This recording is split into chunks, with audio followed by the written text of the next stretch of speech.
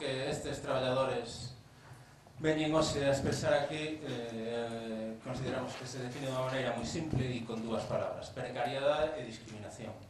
Precariedade porque as condicións na que están a desenvolver os afortunados traballadores da industria auxiliar desta comarca están próximas á escravitude, con xornadas interminables e salarios cada vez máis reducidos, e ante o cal ningunha administración é capaz de erguer a voz. E precariedade porque a miseria acarrea miseria, e esta cidade leva asumido nun proceso de reestructuración do seu principal sector productivo nos últimos anos e ademais leva o sufrido en silencio.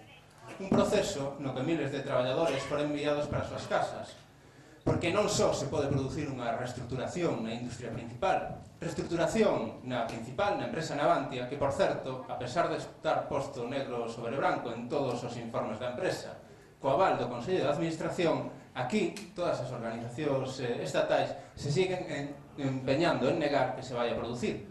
Pero o problema de hoxe non é ese, non é a reestructuración que se pode producir na industria principal, na empresa principal. O tema é que xa se ten producido unha reestructuración no sector naval nesta cidade e tense producido, como digo, en silencio. E as persoas que hoxe están aquí, da empresa Electorraima e da empresa Tecma, son víctimas desta reestructuración, porque este proceso de lapidación da industria auxiliar nesta comarca afectou de modo virulento a todos aqueles traballadores que ficaron na rúa durante estes anos, pero afecta tamén a aqueles que xa hai que calificalos, como decía ao principio, como afortunados, que conservan o seu posto de traballo.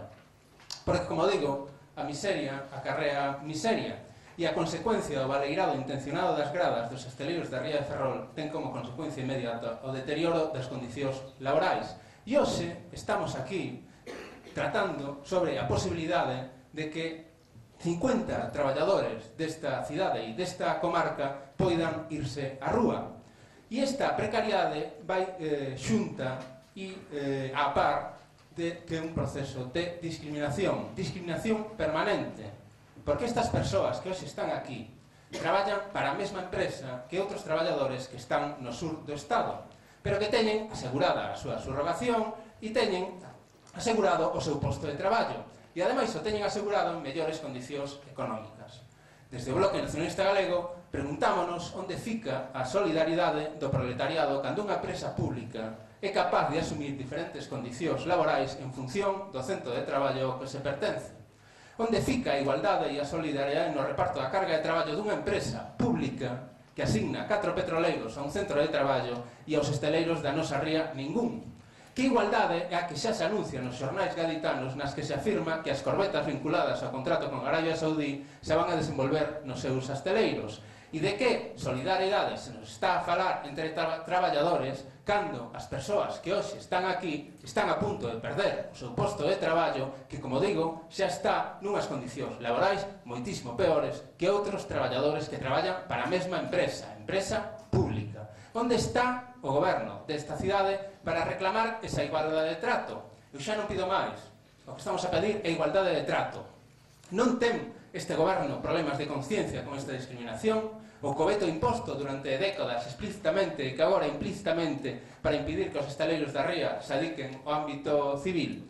Cales son eses problemas de conciencia que lle sobreveñen a un despois de afundir e limitar os estaleiros galegos e circunscribilos ao nicho militar e agora escandalizarse por uns contratos para desenvolver barcos militares?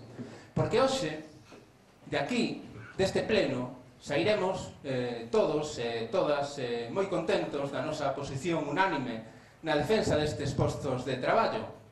E seguro, e estou convencido de que os traballadores que hoxe están aquí o agradecen. Por eso veñen, e para eso veñen. Pero que máis imos facer desde esta corporación municipal para que isto que hoxe veñen a denunciar non vaya a pasar? Cales son as decisións que vai a adoptar este goberno municipal para evitar que estas persoas se vayan á rúa?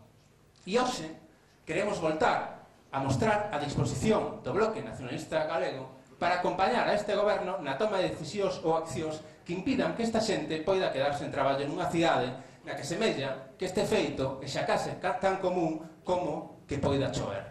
Ten pensado este goberno, co seu alcalde a cabeza, reunirse co representante da empresa concesionaria do contrato para presionalo e que estes traballadores sexan subrogados?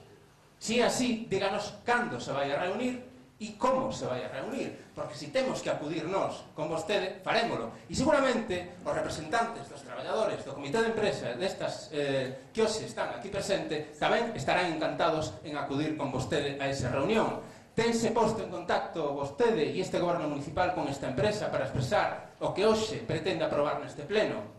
Vaise reunir este goberno municipal coa empresa pública Navantia para evitar estes despidos.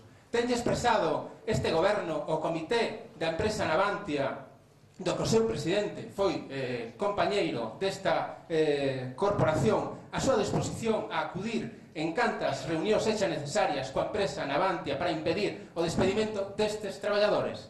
Vamos a facer algo máis que aprobar esta moción hoxe aquí no pleno. Se o vamos a facer, díganolo, e nós estaremos encantados de acompañalo en todas esas decisións. Moitas grazas.